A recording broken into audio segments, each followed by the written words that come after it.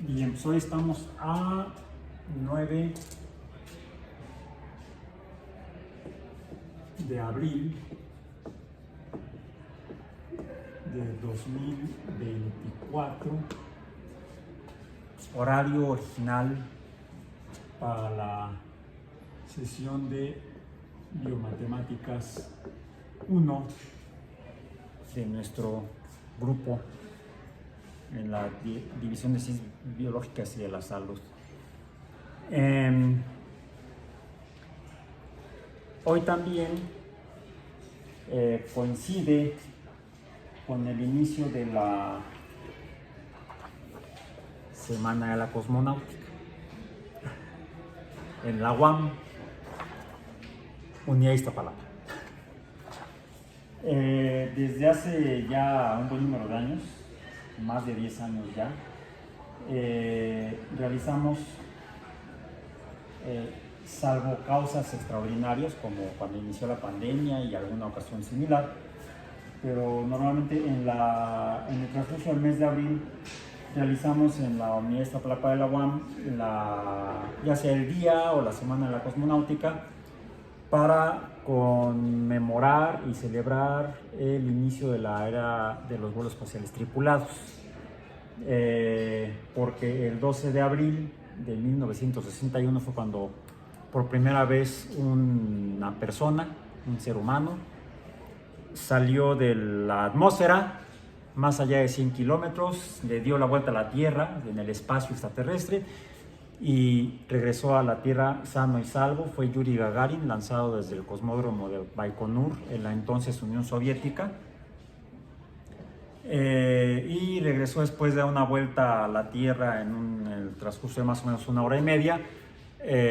La nave reingresó a la atmósfera y antes de tocar tierra, porque no estaba diseñada la nave para tocar tierra con el astronauta vivo a bordo, a una altura como de 30.000 metros, como de 30 kilómetros, fue eyectado de la nave espacial y cayó en paracaídas junto a la nave en la estepa siberiana.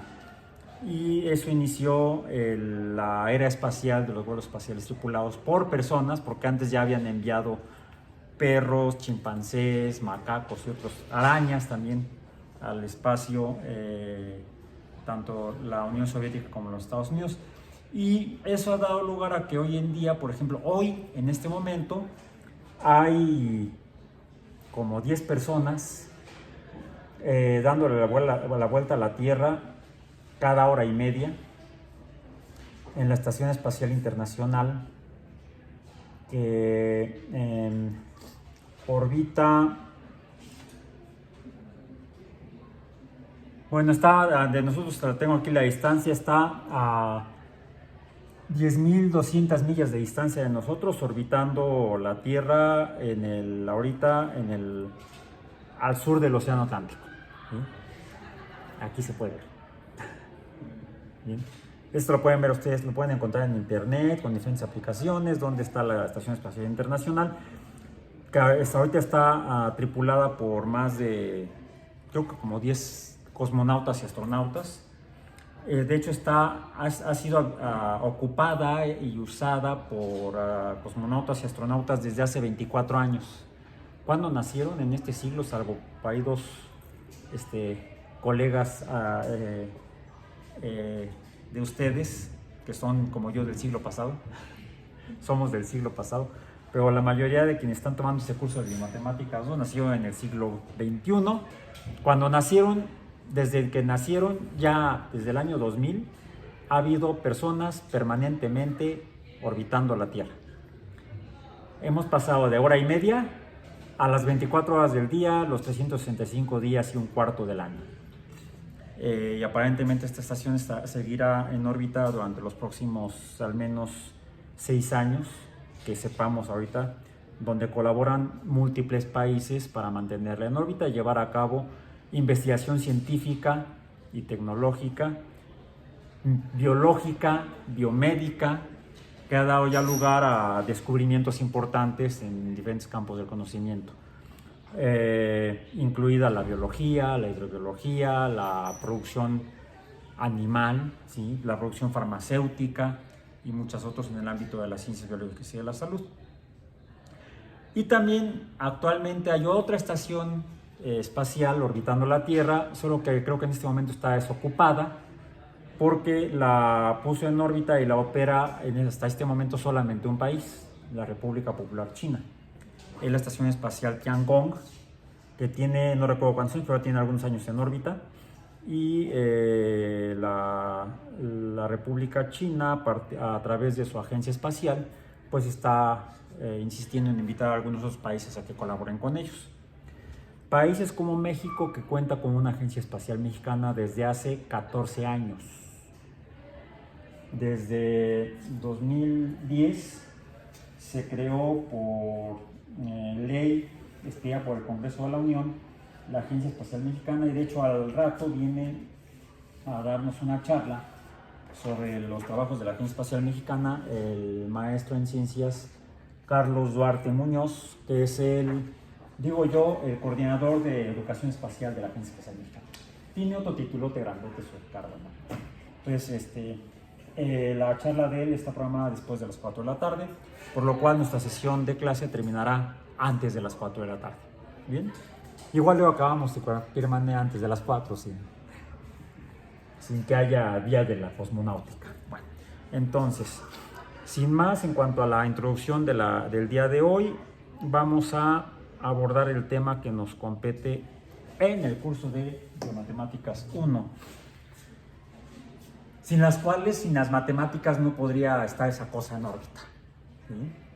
De hecho, el tema o la temática de su próximo curso de Biomatemáticas, Biomatemáticas 2, trata sobre la matemática necesaria para entender a los sistemas biológicos en su dinámica y poder poner naves espaciales en el espacio.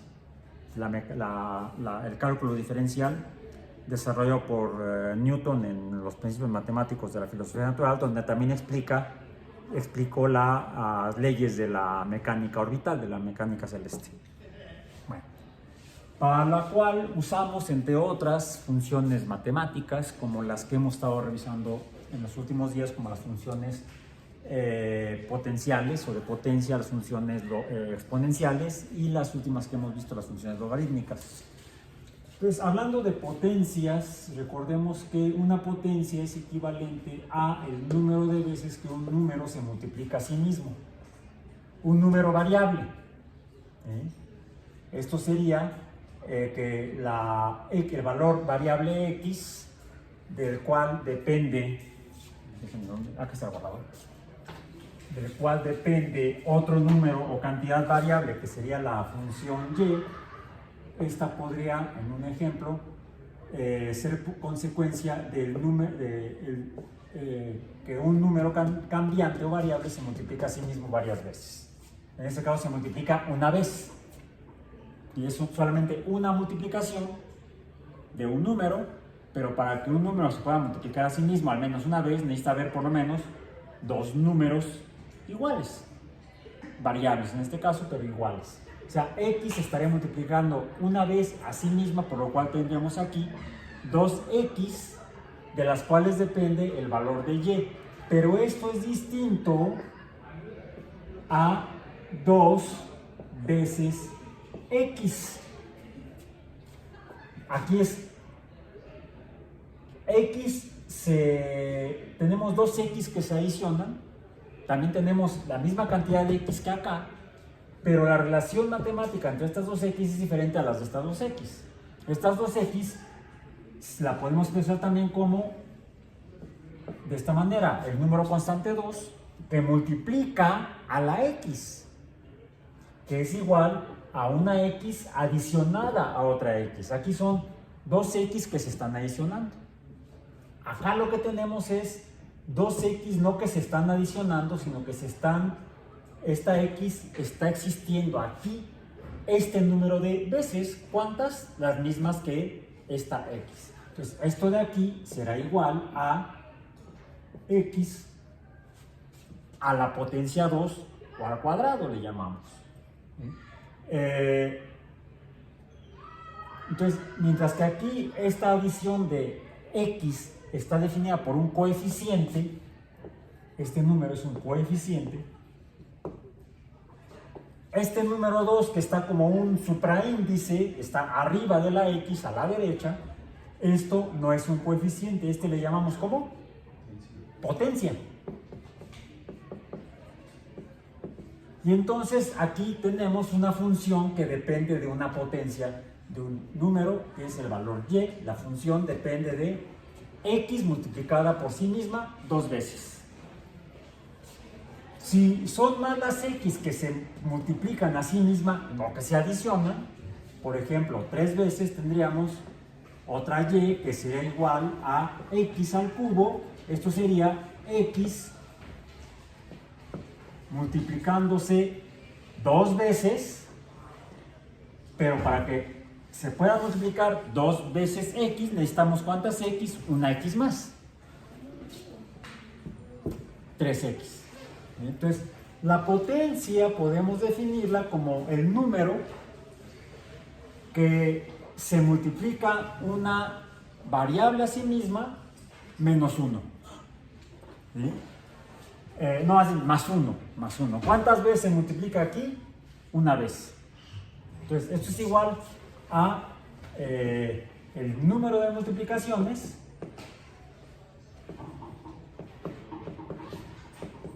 más 1. O sea, ¿cuántas veces se multiplica? Una vez. Pero la potencia es 2, o sea, 1 más 1 me da potencia 2. Aquí, ¿cuántas veces se está multiplicando? No, ¿cuántas veces se está multiplicando? La multiplicación es la operación, la relación entre números o cantidades. ¿Cuántas cantidades? 3. ¿Cuántas operaciones? 2. ¿Cuántas cantidades? 2. ¿Cuántas operaciones? 1. Podríamos entonces también definir a la potencia como el número de x relacionadas por la operación, en este caso por la multiplicación. ¿Sí? Podemos definir, aquí sería el número de x relacionadas. ¿Cuántas? 3. ¿Cuántas? 2. Entonces, de esta manera estamos tratando de entender mejor qué carambas es una potencia. Ahora, ¿qué sucedería si tuviéramos, digamos, el caso? Le voy a cambiar por necesidad en este momento el nombre a la función x al cubo, o x cúbica, o x a la potencia 3. En lugar de que sea y igual a x al cubo, llamémosle la función z. Ya hemos dicho que podemos nombrar a las funciones, las cantidades variables, típicamente con las últimas letras del alfabeto latino o español. X, Y, Z son las más comunes, porque difícilmente llegamos a trabajar con más de 3 variables en una función. Una variable dependiente y 2 independientes. Suele ser el caso de las funciones de más de 2 variables. Bueno.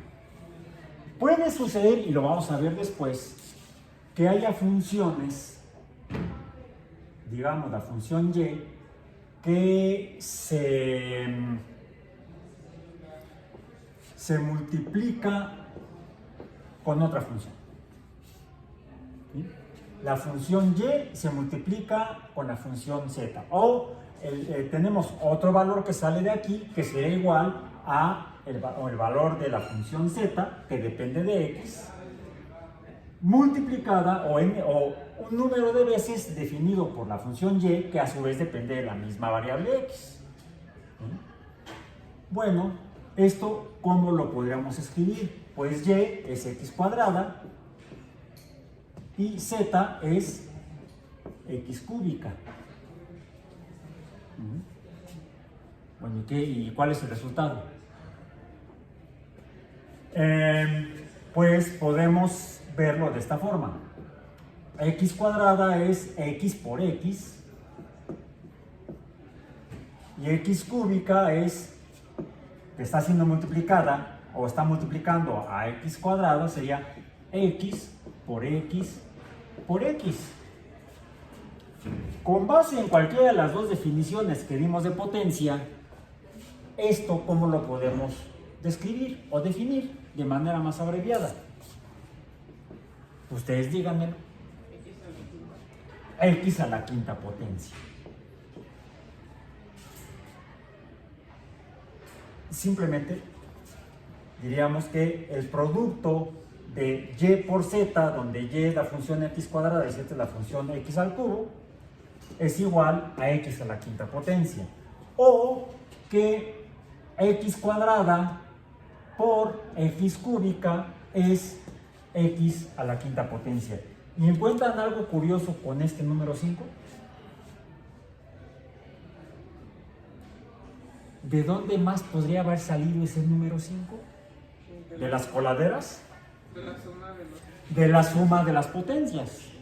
De aquí que quizá recuerdan que tal vez en la secundaria o en la preparatoria les dijeron que existe la regla de la multiplicación de potencias.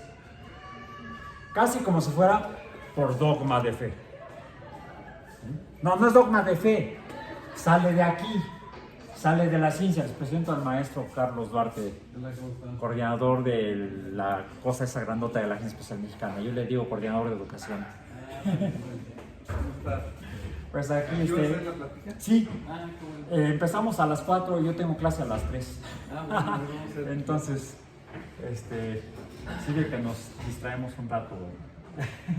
Ok, entonces, en ciencia no existen dogmas, en matemáticas tampoco, salvo los axiomas,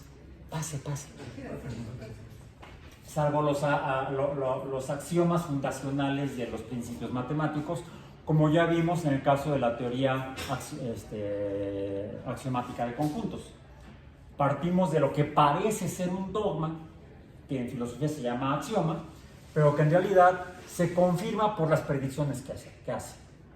En el caso de que un axioma hiciera alguna propuesta y al tratar de probar esa propuesta resultara que no resultara algo distinto a lo que predice o que declara el axioma, pues ese axioma queda desmontado, planteado como un discurso falso o falaz y caería quizá en el rango filosófico de dogma y no de axioma. Entonces, un axioma es un postulado que a priori no está probado, o sea, no hay un argumento o evidencia que previamente lo demuestre, sino que a partir de lo que postula se comprueba a sí mismo. Bueno, eso acudiendo a los principios filosóficos de la matemática, que son los que plantea la teoría axiomática de conjuntos. Entonces, la famosa regla del producto, el producto de potencias no es una regla que sale ni siquiera como axioma, sino que se demuestra mediante las operaciones aritméticas simples de la multiplicación. De aquí entonces que podemos simplificar o de aquí plantear la regla que dice que el producto de dos potencias, digamos de la potencia A más un número a la potencia B será igual a, no es multiplicación, no es suma, es multiplicación, perdón, aquí me equivoqué. El producto, es más, lo dije bien, pero lo escribió mal la mano, se llama dislexia eso. El producto de dos potencias será igual a la suma de las potencias. Sintetizada esta demostración mediante esta regla. Okay. Bueno. Lo mismo ocurre si en lugar de tener el producto de dos potencias tuviéramos digamos el cociente de y entre z, que sería mejor lo voy a hacer al revés para que salga más bonito el número, que sea de z sobre y. El cociente de z sobre y será entonces x cúbica entre x cuadrada, y esto será igual a x por x por x entre x por x, y alguien diría, bueno, x entre x, ¿cómo dicen en la secundaria? ¿Se va? No, ahí está, ahí sigue, no se va a ningún lado. Tampoco hay magia en la ciencia, ni en las matemáticas. Sí, porque X entre X, pases mágicos y se va. No, no se va. Un número dividido entre el mismo número igual es la unidad. Entonces, quedaría X por X entre X por 1. Y como tenemos aquí más X, pues finalmente quedaría X por 1 sería igual a X. O X a la 1. Bueno, ese 1 ¿de dónde sale? ¿De qué otra manera lo podemos sacar? A partir de estos dos. Restando, tendríamos esto, la regla equivalente, que no es ninguna regla, sale de aplicar los principios del cociente a esta razón, y sería entonces la dichosa regla que dice que el cociente de dos potencias, x a la a entre x a la b, es igual a x a la a menos b. Ese como el otro punto importante para el día de hoy. Esta semana estamos empezando, la semana pasada, comenzamos a hablar de las funciones logarítmicas. El ejemplo más simple sería y igual al logaritmo base b de el número x. El valor de y depende de esto. Y definimos a este número como la potencia a la que hay que elevar la base para obtener el número x. El logaritmo de un número, el logaritmo del número x, o sea, y, es la potencia a la que hay que elevar la base logarítmica de este número. Si la base es 2 y la potencia es 3, ¿quién es x? 2 al cubo sería que x sería igual a 8. Pongamos aquí el ejemplo. Si y es igual a, decíamos, a 3 y b es igual a 2, entonces diríamos que 2 elevado al cubo, a la potencia 3, sería igual a 8, o podríamos decir que el logaritmo base 2 del número 3, no, del número 8, el número, el número 8, logaritmo base 2 de 8 es el número 3.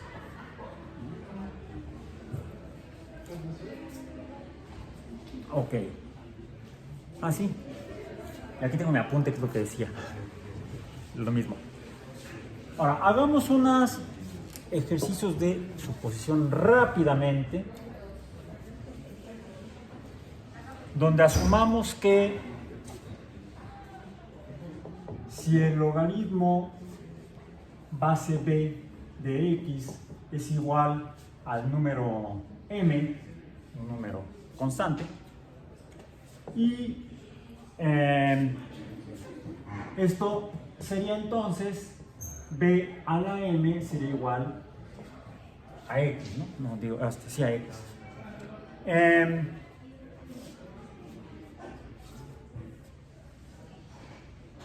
Si tratáramos del logaritmo base b de otro número, del número y, tendría que ser un número diferente, el número m. Por lo tanto, entonces, b a la n sería igual a y. Ahora, si b a la m es igual a x y b a la n es igual a y, entonces, como tuvimos acá este ejemplo, y por z, en este caso planteemos x por y tendría que ser igual a b a la m por b a la n. Y de acuerdo a las reglas dedujimos hace un momento, entonces será igual a b a la m más n. Ahora, ¿cuál será entonces el logaritmo base b de x por y? Pues tendría que ser m más n. Por lo tanto, entonces, si m es igual al logaritmo base b de x, resultaría que el logaritmo base b del producto de una función por otra será igual a m, que es el logaritmo base b de x, más n, ahí está n, que es igual al logaritmo base b de y. Y de aquí sacamos otra regla, que esta es una llamada regla del logaritmo del producto de dos números o el logaritmo del producto de dos funciones, que será entonces igual a la suma de los logaritmos de los números xy o de las funciones xy. De manera análoga, podríamos ya entonces llegar a la deducción o a la conclusión de que si lo que tuviéramos fuera el logaritmo base b del cociente de dos números o de dos funciones, ¿cuál sería la regla que se deduciría de aplicar este mismo par de igualdades? Pues tendríamos que el logaritmo del cociente de dos números o dos funciones sería la diferencia del logaritmo base b del número x menos el logaritmo base b de la función y. Esta sería la regla complementaria que nos simplifica entonces obtener el logaritmo de funciones, ya sea que sea el producto de dos funciones o el cociente de dos funciones. Y colorín colorado, el tema de hoy se ha acabado.